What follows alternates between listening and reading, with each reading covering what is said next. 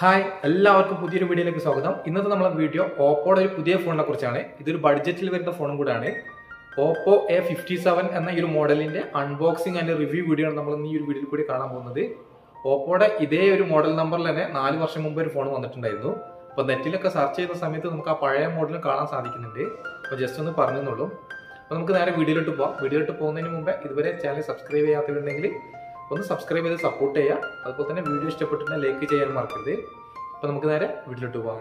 എന്തായാലും നമുക്ക് ഈ ഒരു ബോക്സ് ഒക്കെ ഓപ്പൺ ചെയ്ത് ബാക്കിയുള്ള കാര്യങ്ങളൊക്കെ നോക്കാം. ബോക്സ് ഓപ്പൺ ചെയ്യുമ്പോൾ തന്നെ ചെറിയൊരു ബോക്സാണ് മുകളിലായിട്ടുള്ളത്. ഈ ഒരു ബോക്സിൻ്റെ അകത്ത് എന്താ വരുന്നത് നോക്കാം. കുറച്ച് ഡോക്യുമെന്റേഷനും പിന്നെ ഒരു സിം എജക്റ്റിംഗ് ടൂളും പിന്നെ അത്യാവശ്യം നല്ല ക്വാളിറ്റിയിൽ കാണാൻ ഭംഗിയുള്ളൊരു ട്രാൻസ്പെറൻറ്റ് കേസും ആണുള്ളത്. ഇവിടെ ഓപ്പോന്റെ ഒരു ബ്രാൻഡിങ് കൊടുത്തിട്ടുണ്ട്. അപ്പോൾ ഇത്രയാണ് ഈ ഒരു ചെറിയ ബോക്സിലുള്ളത്. പിന്നെ അടുത്തതായിട്ട് നമ്മളെ ഫോണാണ്. ഫോൺ നമുക്ക് ഇവിടെ വെക്കാം. വേറെ എന്തൊക്കെയാണ് ബോക്സിൽ വരുന്നതും കൂടി നോക്കാം. ബോക്സിൽ പിന്നെ ഉള്ളത് ഒരു fast charging adapter, type C charging cable, ഇതിന് കൂടെ ഇയർഫോൺ ഒന്നും വരുന്നില്ല. അപ്പോൾ ഇത്രേ ഉള്ളൂ ബോക്സിൽ. അപ്പോൾ ഇതാണ് നമ്മളെ ഫോൺ ഓപ്പോ A57 എന്ന മോഡല്. ജസ്റ്റ് ഒന്ന് ഓണാക്കി നോക്കാം. ഫസ്റ്റ് തന്നെ ഈ ഫോണിന്റെ തിക്നെസ് നോക്കുകയാണെങ്കിൽ 8mm ആണ് വരുന്നത്. അതുപോലെ ഇതിന്റെ ഒരു ഭാരം വരുന്നത് 186 gram ആണ്. അപ്പൊ അത്യാവശ്യം ഹാൻഡി ആയിട്ട് കൊണ്ടു നടക്കാൻ പറ്റിയ ഒരു ഫോൺ തന്നെയാണിത്. നല്ല ഗ്രിപ്പ് കിട്ടുന്നുണ്ട് നമുക്ക്. ഇതിന്റെ പ്രൈസ് വരുന്നത് 14,000 രൂപയാണ്. അതുപോലെ UAE വരുന്ന പ്രൈസ് 599 dirhams ആണ്.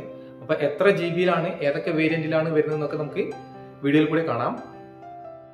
അപ്പോൾ ഫോണിന്റെ റൈറ്റ് സൈഡിലായിട്ടാണ് പവർ ബട്ടൺ. ഇതിന്റെ മുകളിൽ തന്നെയാണ് ഫിംഗർ പ്രിന്റ് സെൻസറും വരുന്നത്. മുകളിലായിട്ട് ഒന്നും തന്നെ കൊടുത്തിട്ടില്ല. ഇനി ലെഫ്റ്റ് സൈഡിലായിട്ടാണ് വോളിയം അപ്പ് ആൻഡ് ഡൗൺ ചെയ്യാനുള്ള ബട്ടണും പിന്നെ സിം ട്രേ വരുന്നത് ഇവിടെയാണ്. ഈ സിം ട്രേ നമുക്കൊന്ന് ഓപ്പൺ ചെയ്ത് നോക്കാം. ഒരേ സമയത്ത് 2 സിം കാർഡും ഒരു മെമ്മറി കാർഡും ഇട്ട് യൂസ് ചെയ്യാൻ പറ്റുന്ന ഒരു ട്രേ നമുക്ക് ഇതിൽ കിട്ടുന്നുണ്ട്. അത് നല്ലൊരു കാര്യം തന്നെയാണ്. ഇനി ഫോണിന്റെ താഴ്ഭാഗത്തായിട്ട് 3.5mm headphone jack, main mic, type C charging port, speaker. ഇതൊരു സ്റ്റീരിയോ സ്പീക്കറാണ്. നമ്മുടെ കയ്യിലുള്ളത് ഡെമോ ഫോണാണ്. അതുകൊണ്ട് തന്നെ ഓട്ടോമാറ്റിക് ഇങ്ങനെ ഓൺ ആയിക്കൊണ്ടിരിക്കും. ഇനി ഫോണിന്റെ ബാക്ക് സൈഡ് നോക്കിയാൽ നിങ്ങൾക്ക് മനസ്സിലാവും. അത്യാവശ്യം കാണാൻ നല്ല ഭംഗിയുള്ള ഒരു പ്രീമിയം ലുക്ക് ഒക്കെ കിട്ടുന്ന ഒരു ഡിസൈനാണ് വരുന്നത്. എന്റെ കയ്യിലുള്ളത് ഒരു ഗ്രീൻ കളറാണ്. ഇത് കൂടാതെ ഒരു കളറിലും കൂടെ വരുന്നുണ്ട്, ബ്ലാക്ക് കളർ. ഈ ഒരു ഗ്രീൻ കളറിൽ വരുന്നത് ഒരു ഗ്ലോസി ഫിനിഷിലാണ്. പക്ഷെ ബ്ലാക്കിൽ വരുന്നത് ഒരു മാറ്റ് ഫിനിഷിലാണ്. ഈ ഗ്ലോസി ഫിനിഷിൽ വരുന്ന ഈ ഒരു ബോഡി ആയതുകൊണ്ട് തന്നെ പെട്ടെന്ന് തന്നെ ഫിംഗർ പ്രിന്റ് ക്യാച്ച് ചെയ്യുന്നുണ്ട്. മാറ്റ് ഫിനിഷിൽ അങ്ങനെ ഒരു പ്രശ്നം വരുന്നില്ല. പക്ഷെ കാണാനൊക്കെ ഭംഗിയുള്ളത് ഒരു ഗ്രീൻ കളർ തന്നെയാണ്. ബ്ലാക്ക് അത്ര ഒരു ഭംഗി തോന്നിച്ചിട്ടില്ല. പിന്നെ 2 ക്യാമറയും ഒരു ഫ്ലാഷുമാണ് വരുന്നത്. വലിയൊരു ക്യാമറ മൊഡ്യൂൾ തന്നെ കൊടുത്തിട്ടുണ്ട്. ഇനി ഫസ്റ്റ് തന്നെ ഫോണിന്റെ ഡിസ്പ്ലേ സൈഡ് നോക്കുകയാണെങ്കിൽ 6.56 ഇഞ്ചിന്റെ HD+ IPS LCD 90 Hz refresh rate വരുന്ന ഡിസ്പ്ലേ ആണ് നമുക്ക് ഈ ഫോണിന് കിട്ടുന്നത്. ഈ ഒരു 90 Hz റീഫ്രഷ് റേറ്റ് എന്ന് പറയുന്നത് ഇപ്പം വരുന്ന ഇതുപോലുള്ള ബഡ്ജറ്റ് ഫോണുകളിൽ ഓൾമോസ്റ്റ് നമുക്ക് കിട്ടുന്നത് തന്നെയാണ്. അതിൽ വലിയൊരു എടുത്ത് പറയേണ്ട കാര്യമില്ല. പിന്നെ 86.6% ആണ് സ്ക്രീൻ ടു ബോഡി റേഷ്യോ. ചെറിയ രീതിയിലുള്ള ബെസൽസ് ഒക്കെ നമുക്ക് ഡിസ്പ്ലേയിൽ കാണാൻ സാധിക്കുന്നുണ്ട്. താഴെ ഭാഗത്ത് കുറച്ചധികം തന്നെ ഉണ്ട്. പിന്നെ ഒരു ഡ്രോപ്പ് നോച്ചോട് കൂട്ടുള്ള ഒരു ഡിസ്പ്ലേയും കൂടിയാണ് ഇത് വരുന്നത്. ഈ ഒരു ഡ്രോപ്പ് നോച്ച് എനിക്ക് അത്ര ഇഷ്ടമായിട്ടില്ല. 5 ഹോൾ ക്യാമറ കൊടുക്കുന്നത് കുറച്ചും കൂടി നന്നായിരുന്നു. അപ്പോൾ ഫോണിന്റെ ഡിസ്പ്ലേ നോക്കുന്ന സമയത്ത് അത്യാവശ്യം ബ്രൈറ്റ് ആയിട്ടുള്ള ഡിസ്പ്ലേ തന്നെയാണ് കിട്ടുന്നത്. 600 nits ആണ് ഇതിന്റെ മാക്സിമം ബ്രൈറ്റ്നസ് വരുന്നത്. ഇതൊരു HD+ ഡിസ്പ്ലേ ആണെങ്കിൽ പോലും നമുക്കൊരു ഫുൾ HD ഫീലൊക്കെ കിട്ടുന്നുണ്ട്. അതുപോലെ സൈഡ് വ്യൂലൊക്കെ നമ്മൾ വീഡിയോ കാണുന്ന സമയത്ത് നല്ല രീതിയിൽ തന്നെ കാണാൻ സാധിക്കുന്നുണ്ട്. അപ്പോൾ യൂട്യൂബിൽ നമുക്ക് മാക്സിമം കിട്ടുന്ന റെസൊല്യൂഷൻ 1080 ഇനി ഫോണിന്റെ ഓപ്പറേറ്റിംഗ് സിസ്റ്റം നോക്കുകയാണെങ്കിൽ Android 12 ആണ് വരുന്നത്. അതുപോലെ തന്നെ കളർ OS ആയ 12.1 ഇതിലുള്ളത്. പിന്നെ ഇതിലൊരു രസകരമായിട്ടുള്ള കാര്യം എന്താണെന്ന് വെച്ചാൽ ഇതിൽ വരുന്ന ഒരു പ്രോസസ്സറാണ്. MediaTekന്റെ Helio G35 എന്ന് പറയുന്ന ഒരു ഒക്ടാ-കോർ പ്രോസസ്സറാണ് നമുക്ക് ഈ ഫോണിൽ കിട്ടുന്നത്. ഈ ഒരു പ്രോസസ്സർ വരുന്നത് കൂടുതലും 8,000 മുതൽ 10,000 രൂപയുടെ ഉള്ളിലുള്ള ഫോണുകളിലാണ് കാണാൻ സാധിക്കാറ്. ആ ഒരു പ്രോസസ്സറാണ് നമുക്ക് ഈ ഒരു 14,000 രൂപയുള്ള ഒരു ഫോണിൽ കൊടുത്തിട്ടുള്ളത്.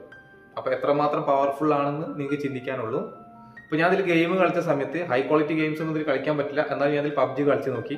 PUBG കളിച്ച സമയത്ത് നല്ല ലാഗും അതുപോലെ തന്നെ നല്ല ഫ്രെയിം മിസ്സിംഗ് ആണ് ഇതിൽ കാണാൻ സാധിച്ചിട്ടുള്ളത്. ചെറിയ രീതിയിലുള്ള ഒരു ഹീറ്റിന്റെ പ്രോബ്ലവും കാണാൻ സാധിച്ചിട്ടുണ്ടായിരുന്നു.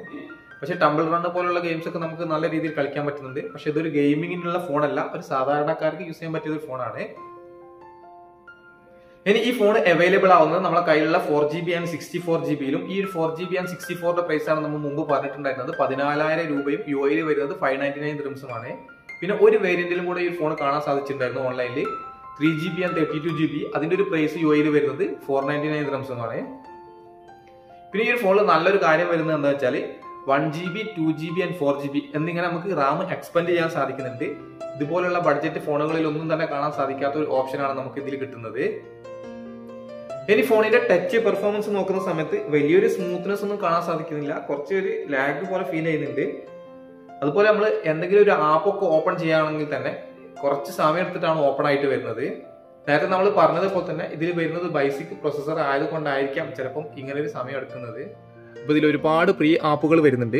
അതുകൊണ്ടാണ് നിങ്ങൾക്ക് വേണ്ടാത്തുണ്ടെങ്കിൽ റിമൂവ് ചെയ്യാണ് ഏറ്റവും ബെറ്റർ. കാരണം നമുക്ക് ഇതിൽ 64GB മാത്രമാണ് ഇന്റർണൽ സ്റ്റോറേജ് വരുന്നുള്ളൂ.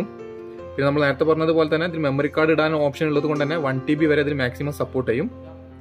ഇനി ഫോണിന്റെ ക്യാമറ സൈഡ് നോക്കുകയാണെങ്കിൽ വലിയ 2 ക്യാമറ ഒക്കെ കൊടുത്തിട്ടുണ്ട്. പക്ഷെ നിങ്ങൾ അതിൽ എടുക്കുന്ന ഫോട്ടോസിന്റെ ഒക്കെ ക്വാളിറ്റി നിങ്ങൾ കണ്ടിട്ട് വേണം മനസ്സിലാക്കാൻ. 13 മെഗാപിക്സലിലെ ഒരു മെയിൻ ക്യാമറ ആണ് വരുന്നത്. അതുപോലെ തന്നെ 2 മെഗാപിക്സലിലെ ഒരു ഡെപ്ത് സെൻസർ ആണ് കിട്ടുന്നത്. ഇതിൽ നമുക്ക് അൾട്രാ വൈഡും കിട്ടുന്നില്ല, മാക്രോ ക്യാമറയും കിട്ടുന്നില്ല. അപ്പോൾ ഇതിന്റെ ഒരു ക്വാളിറ്റി നിങ്ങൾക്ക് ഇവിടെ കാണാം എത്രമാത്രം ഉണ്ടെന്നൊക്കെ.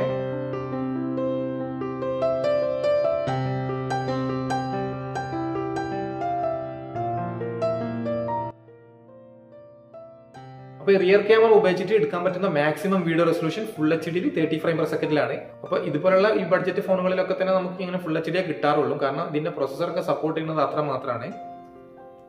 ഇനി ഫോണിന്റെ സെൽഫി ക്യാമറ നോക്കുകയാണെങ്കിൽ 8 മെഗാപിക്സലിലെ ഒരു ക്യാമറ ആണ്. ഡ്രോപ്പ് നോച്ചോട് കൂടെയുള്ള ഒരു ക്യാമറ ആണ് നമുക്ക് കിട്ടുന്നത്. അത്യാവശ്യം തരക്കേടില്ലാത്ത ക്വാളിറ്റി നമുക്ക് സെൽഫി ക്യാമറയിൽ കിട്ടുന്നുണ്ട്. അപ്പോൾ ഇതിലെടുത്തിട്ടുള്ള ഫോട്ടോസിന്റെ ഒരു ക്വാളിറ്റി നിങ്ങൾക്ക് ഇവിടെ മനസ്സിലാവും. നല്ല ബ്രൈറ്റ് ആയിട്ടുള്ള ഫോട്ടോസ് ആണ് സെൽഫി ക്യാമറയിൽ കിട്ടുന്നത്. ഓപ്പോ ആയാലും അതുപോലെ തന്നെ വിവോയുടെ ഒക്കെ ക്യാമറ സെൽഫിൻ്റെത് നല്ലത് തന്നെയാണ്. ഇതേപോലെ നല്ല ബ്രൈറ്റ് ആയിട്ടുള്ള ഫോട്ടോസ് നമുക്ക് കിട്ടുന്നുണ്ട്.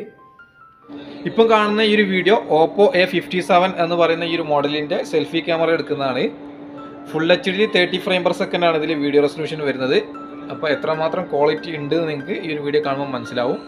ഇനി ഫോണിൽ വരുന്നത് സ്റ്റീരിയോ സൗണ്ട് ആണ്. സൗണ്ട് നമുക്ക് കേട്ടു നോക്കാം എത്രമാത്രം ഉണ്ട്.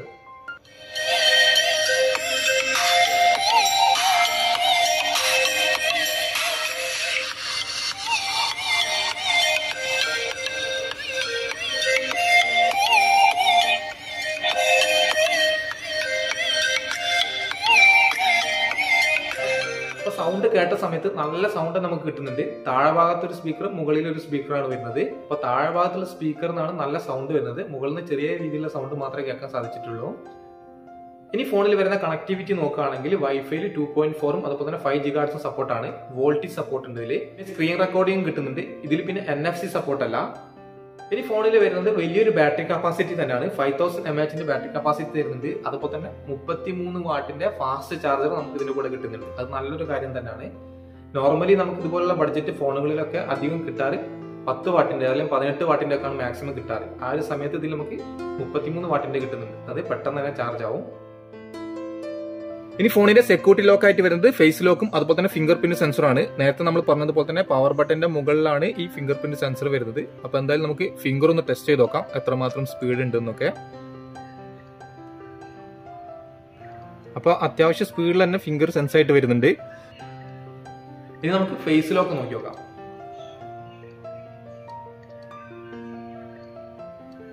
ഫേസ് ലോക്ക് നിങ്ങൾക്ക് ഇവിടെ കാണാം. അത്യാവശ്യം നല്ല സ്പീഡിൽ തന്നെ സെൻസ് ആയിട്ട് വരുന്നുണ്ട്. അവിടെ ഒരു ഡിലേ കാര്യങ്ങളൊന്നും വരുന്നില്ല.